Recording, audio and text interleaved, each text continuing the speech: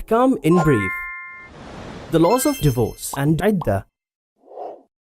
How does a marriage end? Permanent marriage ends with divorce, which according to traditions is the most hated halal act to Allah subhanahu wa ta'ala.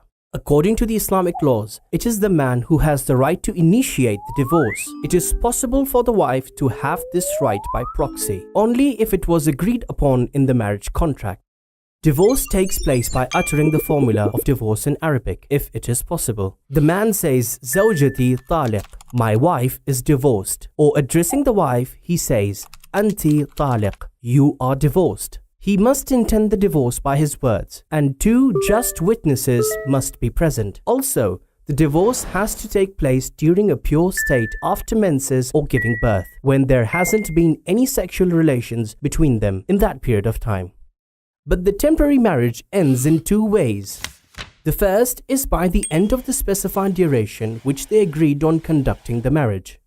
The second is that the husband forgoes the remaining duration. Know that there is no divorce in temporary marriage.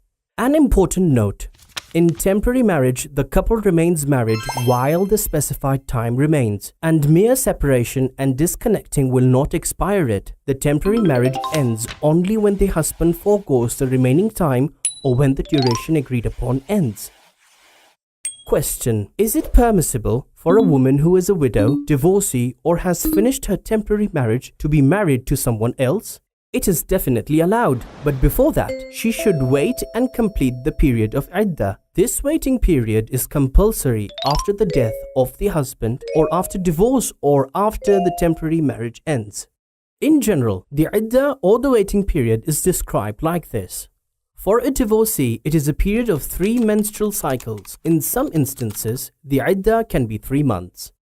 The iddah for a pregnant woman ends when she gives birth, or God forbids, when she has a miscarriage.